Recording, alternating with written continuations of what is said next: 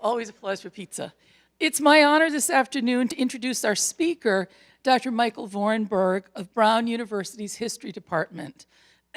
What I'm actually doing is welcoming Professor Vorenberg back to the Humanities Forum. For many of us here today, had the pleasure of hearing him speak last Friday about Abraham Lincoln and the Emancipation Proclamation. A noted scholar in the field, Professor Vorenberg graciously agreed to return to us this week for a screening of the 2012 Spielberg film, Lincoln, and a discussion afterward, with pizza again. Dr. Vorenberg teaches courses on American legal history and the Civil War and Reconstruction. He speaks widely on such topics as constitutional history, Abraham Lincoln, the Civil War, and emancipation. He was a member of Brown's Steering Committee on Slavery and Justice from 2004 to 2007, and he has received the university's McLaughlin Prize for teaching and the Romer Prize for advising. Dr. Vorenberg's first book, Final Freedom, the Civil War, the Abolition of Slavery, and the 13th Amendment, was published by Cambridge University Press in 2001. It was a finalist for the Lincoln Prize, and of special note today, was used liberally for Steven Spielberg's film we're about to see. He is also the author of the Emancipation Proclamation, A Brief History with Documents. He has also published numerous essays and articles on topics ranging from Lincoln's plans for the colonization of African Americans to the meaning of rights and privileges under the 14th Amendment. Currently, he's working on not one but two books. The first about the ending of the Civil War, and another on the impact of the Civil War on American citizenship. Please join me in welcoming Dr. Vorenberg back to the podium.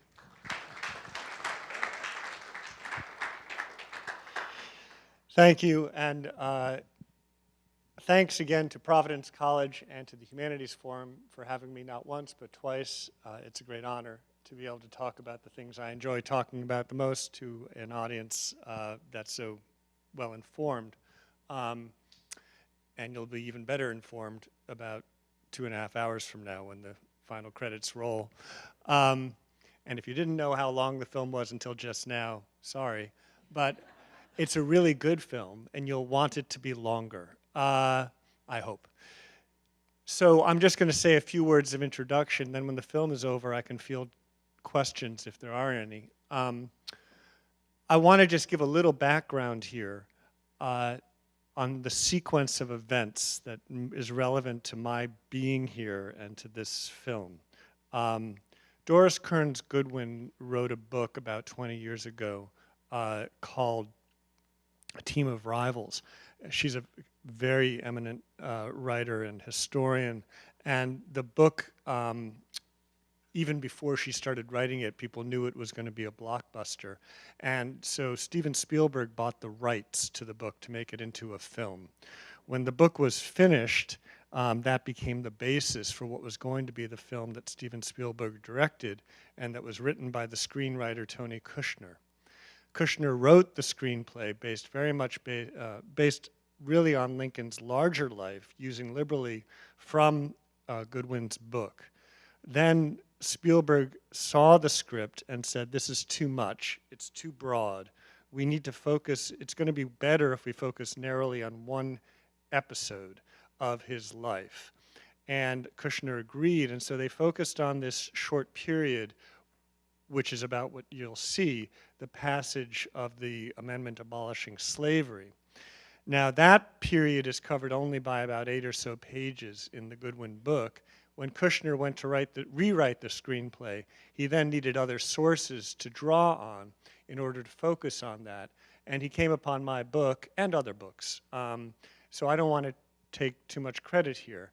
And so he then used these books, including my own, to write the screenplay as close to history as he could.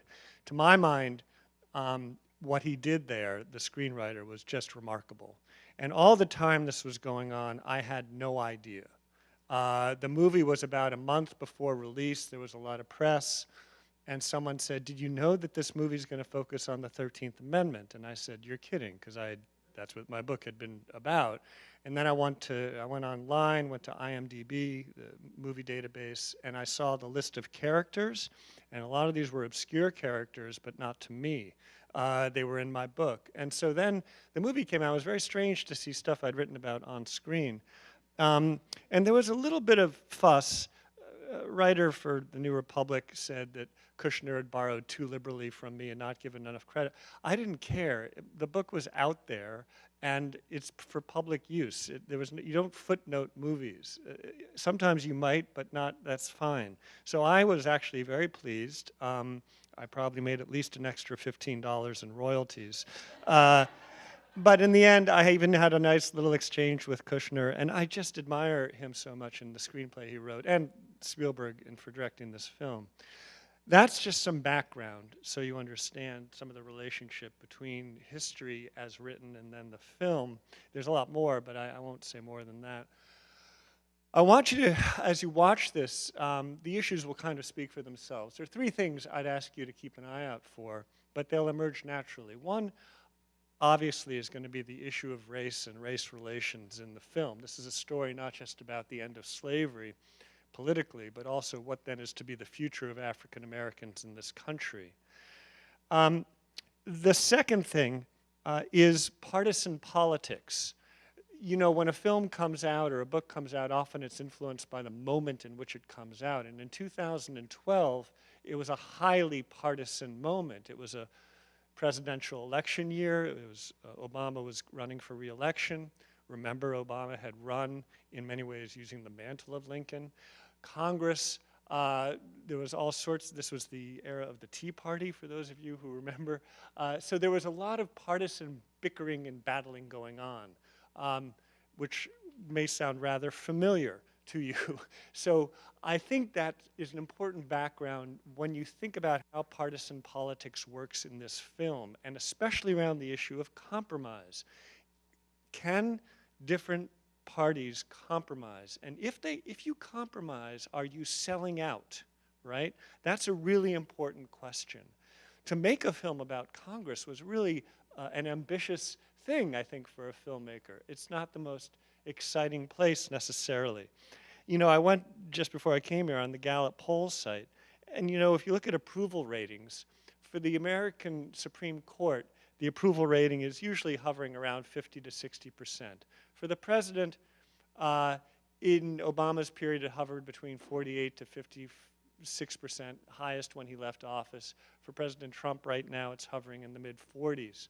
Meanwhile, the approval rating for Congress today is about 26% believe that Congress is doing its job, just so you get a sense. The irony here, right, is that Congress is the branch of government that represents the people, and yet it is the most unpopular branch with the people it represents. I think that's interesting. Anyway, so pay attention to Congress and politics. And finally, the inevitable question one asked with Lincoln is, would things have been different, and if so, how, if Lincoln had lived? That's an important question for this film, because there are hints, and sometimes not just hints, of the issue of Reconstruction.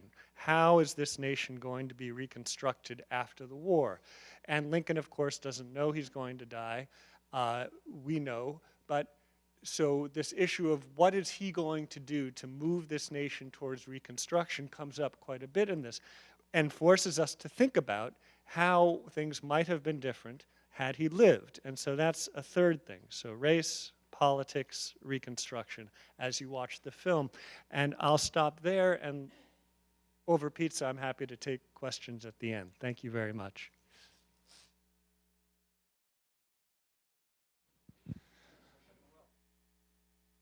Okay, everyone. I hope you all enjoyed the film.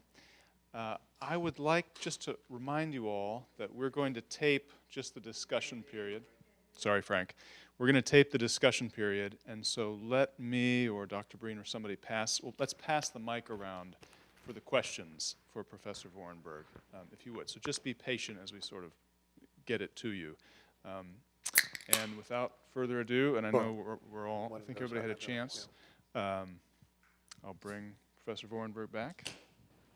And if It's our tradition to take questions from students first, if there's a student question.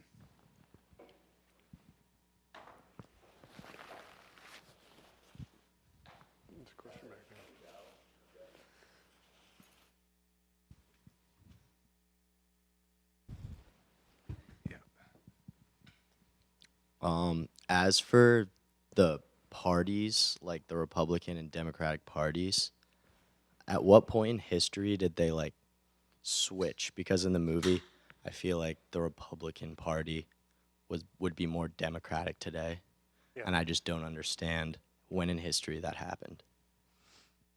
So it's a really good question. And actually right now, quite often, you'll hear people, Republicans, reminding the country that Abraham Lincoln was a Republican. If you know the name Dinesh D'Souza, who's been around for a long time, has really been hammering this point home, that there never was a switch, that the Republican Party of Lincoln is still the Republican Party. So it's interesting that your question, which I think is a good question, I'm going to give an answer to, because there has been a switch. Even on that most fundamental, basic kind of thing of history, we can't get agreement today among all people. Historians certainly know that there was a switch. The switch happens over a series of stages, and the last sort of hammer, last nail in the, it's the wrong metaphor, but the last piece of this switch is with FDR and the Republican and the Democratic Party. The New Deal order, as it's called, which is sort of the final switch, but it's actually been happening for decades before then, by which the Democratic Party, which had been mostly a party of urban over rural, and on the race issue had been quite conservative, has by the 1930s become the party that is both urban, but now with an urban, much more working class, and still with a rural base in the South, which is terrifically important, because you see the rural base in the South that was African American, that had been Republican in the period after Lincoln. That's what Franklin Delano Roosevelt could now claim, that constituency. And so for African Americans who had counted themselves Republicans in the era of Lincoln and after, they now are going to be Democrats. And that's sort of the final piece of the switch. But that process isn't done, of course, because then you say, wait a second, isn't the Southern white certainly Republican? So then that's another story that involves the Reagan era and the 80s. And actually even before that is the process by which the Reagan era is the solidification of the Southern whites into the Republican Party, started under Nixon. So then the switch has come full circle, where the white pro-slavery people in the era of Lincoln certainly would have been Democrats, with a smattering of Whigs, but the Whig Party eventually is going to die. And then, as we have it today, they are Republicans. The party system has undergone a series of massive shifts, and to suggest that the parties are pretty much the same as they were is not true. So key points of change, 1890s, which I won't get into. That involves the progressives. 1930s is another one. And then the sort of 70s to 80s, final. Other questions or comments about the movie?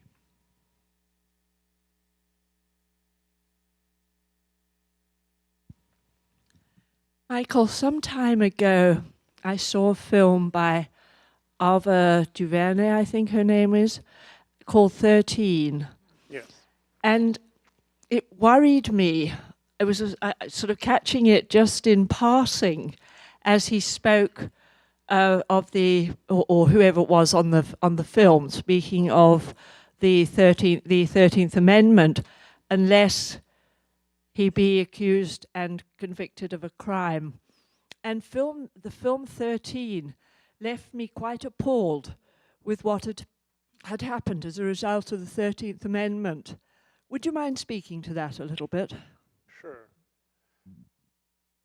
And last week I mentioned it rather quickly.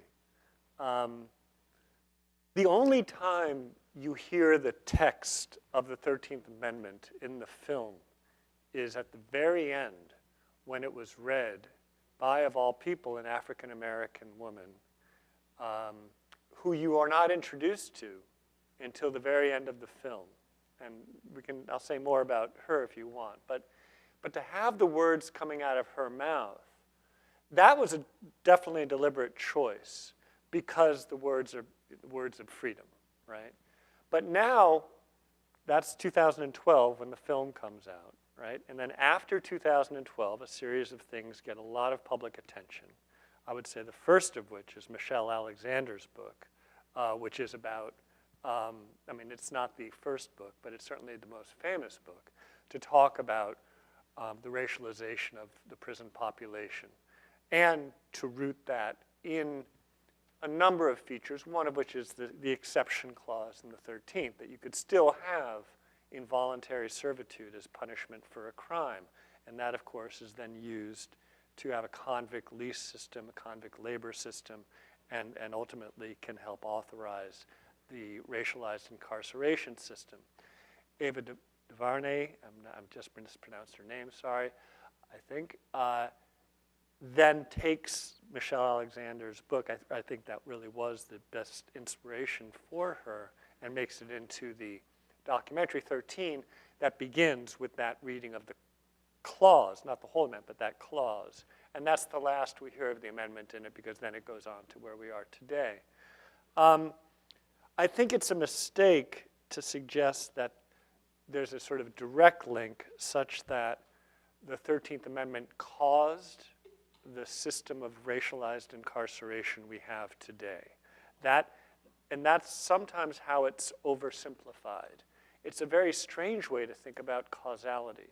The 13th Amendment created the legal basis of emancipation.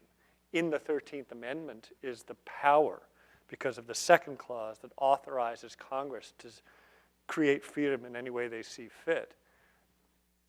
There's the power there to create civil rights measures that would actually create equal justice measures of the sort that would help mitigate the racialization of the prison population. Nonetheless, that exception clause is there and was used in the early days during and after Reconstruction to slavery by another name, as one historian called it. Things like convict lease system, peonage, which is a specific form of labor following from debt, so it's debt slavery. So yeah, all these things are there, but they're not caused by the 13th Amendment. They were there well before the 13th Amendment. So the language of you can be in a state of involuntary servitude because of a crime, that's very old. That goes back to England early on, is carried into this country through all sorts of facts like forced labor, both of all races. It becomes part of the Northwest Ordinance, a law passed in 1787, and that language is taken verbatim and put into the 13th Amendment. Because that measure, not because of the clause, but because if you were going to have an anti-slavery measure, you always used the language of the Northwest Ordinance. It was kind of a tradition.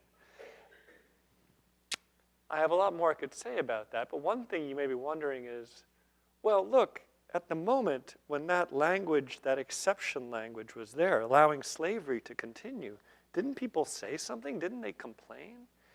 And I looked for that hard when I did my research, and I found very little. I don't think they had the full appreciation of what was going to happen. Within months, they understood exactly what was going to happen.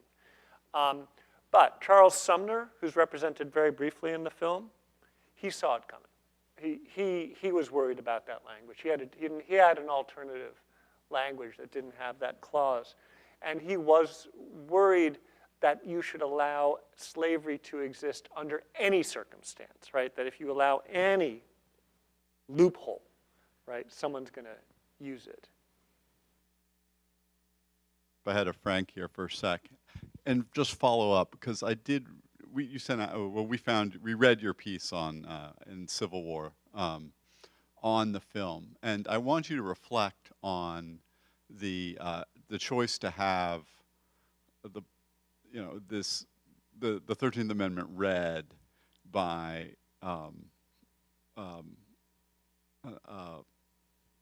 Stephen's mistress, as I think your term for it was the absurd in the thing, but I think that there's it's obviously artistically important, and here we are as historians and thinking about this. This is a powerful moment, yeah. And so I just want you to reflect on that, if you would, for a sec. Yeah, when I first saw the movie, when it came out, I was really, obviously there were liberties taken all over the place, and that's fine, it's Hollywood. And if you take certain liberties, that's okay if you sort of keep to the spirit of things. But I puzzled then, and still don't quite get at now, a number of things. So, look, the absurdity is at a number of levels. The original engrossed bill would never have left the Chamber of Commerce. The Chamber of Commerce, the Chamber of Congress. And that just isn't going to happen, right? Then, okay, now Thaddeus Stevens goes back to his house, and we, for the first time, meet his, this is all so deliberate, so tricky of the filmmaker, because we're introduced to this woman. We know nothing about her. She's never given a name. And of course, we think, oh, he has, a housekeeper. And then we stick them in bed together. And at that moment, when the shot shows them in bed together, the audience around me, most of whom were white, there was a gasp, which is exactly what the filmmaker was going for, was to sort of unsettle you. And fine, you want to unsettle us, fine, but it's kind of a cheap trick from a filmmaker who was so careful about so many other things in this film, including like getting the wallpaper right in every scene. And I mean that, they did that. And it also offended me. What really offended me is like, okay, there really is an interesting story here. Thaddeus Stevens had, and it really, to call it an affair is a problem. He had a deep friendship with Lydia Smith for many years. That's the woman. That is her name. And people knew about it. He got attacked for having her as a mistress. He never publicly said that she was his mistress. But, and it just sort of was something that was there. But, the fact of their sharing a bed, whether they did or not, and they probably did, and they certainly had sexual relations, is not nearly as important as the deep and caring friendship and intellectual relationship that they had that comes out from the letters of Stevens and Smith. That's a really interesting story that isn't told. Now, why not tell that story? Why do you have to stick the two people in bed? That's Hollywood, but it should be the kind of Hollywood that's below a figure like Steven Spielberg. So yeah, that to me was a bit of a problem. I really have two questions. First, they depict New England, especially in New York, as opposed to the amendment. And Was there strong sectional differences in parts of the North and the border states on this? And second, we were reading about the battle between one country and two countries in the debate. That never came up. Why did Spielberg not bother mentioning that? So that later on we hear about this idea of one country or two countries, like in the negotiations, right? But that doesn't come up in the debate in Congress, right? Yeah, it didn't come up in the debate in Congress because Congress was united on that point. Congress was united on the point that you cannot allow the Confederacy to have a separate nation.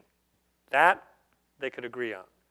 But what they couldn't agree on was, can you end the war through negotiation, or could you only end it through fighting? And however you decide to answer that question, does freeing all the slaves by amendment, postpone that peace to come? So I think he gets that right. That is that in Congress it wasn't a debate. For Lincoln, it's a huge debate because the two countries thing, because he knows that the only way the Confederates are going to have surrender is if they get promised their own country. And he's furious. He's absolutely this problem plagues him because he knows that the only way you can negotiate a peace is to give the Confederates their own nation, and that the North refuses that. But there's this illusion in the North that somehow you can negotiate a peace and bring the country together. The reason for that illusion is because of a campaign of disinformation, of fake news. It really is, that the Confederacy has been spreading since 1864, that you could actually have a negotiated peace. And like these guys we see, those three guys, they were never going to negotiate a reunion, never. The ostensible reason why they were, and so it's all a lot of theatrics. They couldn't be there to negotiate a reunion because it would demoralize the Southern fighting men who were fighting for a Confederacy. So that's really complicated. Now, where did the dissent come from? A lot of it's from the border states where slavery is still legal in some places. It's still legal in Kentucky and Delaware. Those are two places where there's still opposition. And Missouri and Maryland has abolished it, but there's still some people who are voting against the amendment. But it's the Democratic Party. It's Northern Democrats, and it's mostly New Yorkers, Ohioans. There's no, New England has, New England actually does very well in backing the amendment altogether. There aren't that many Democrats in New England. The article I wrote, I think, talked about this. When you see the roll call, it says, first of all, Connecticut will vote first. All right. First of all, that's not how it happens. It's done by congressmen, not by state. But the reason I mention this is because in the scene, you say Connecticut will vote first, and you get the first few votes are against the amendment coming from Connecticut. At that point, so then in reaction to the film, the governor of Connecticut, in 2012, is furious because the Connecticut delegation all voted for the amendment. And so he wants a revision of the film. He writes this public letter to Spielberg that says, you have to change it and get it right. Look, before this film goes to DVD, make the change, which sort of cracked me up. Like this, you could imagine sort of that this could be done for every film based on history, that before it goes to DVD, we can sort of fix things, right? Obviously, they didn't fix it before it went to DVD. So there were liberties taken. Why were those liberties taken? Was to hammer a point home, which I actually like, which is that there were Northerners who voted against the amendment. How do we get our heads around the idea that in the North, all of the states had abolished slavery? If they've abolished slavery, why would they ever vote against this amendment? And the answer is, you sort of get a sense, which is fear of what comes next, among other things. That scene in the movie in the courthouse when they're all voting. Yeah. Kind of like that very dramatic long pause by that one guy and everything. I was wondering, do we have factual evidence that happened, or is that just purely like theatrical for the movie? Most of it's theatrical. But we do actually have very good details. Because they knew that the vote was going to take place on that day, the newspaper correspondents really came in and took really detailed notes and reported back to their newspapers what happened. So that was great for me when I was writing the book, that I had such great detail. So I knew I knew that when someone said something, if there was a big reaction to it, the newspapers talked about that. So when Fernando Wood makes his speech and people boo him or whatever, I've got that. But no, when Yeaman speaks, it's George Yeaman. There's a big pause, and then he whispers, can't really be heard. No, he was heard just fine. But there was the drama at the end where people are celebrating and stuff. That's for real. They couldn't restore order in the House of Representatives because they actually had other business to attend to. And so they couldn't restore order, and so someone moved to adjourn the House, and they adjourned, and that was it for the day because they realized they couldn't go on. And yeah, so that part is accurate. In fact, there's a sketch in Harper's Ferry of this celebration going on. There's some people over here.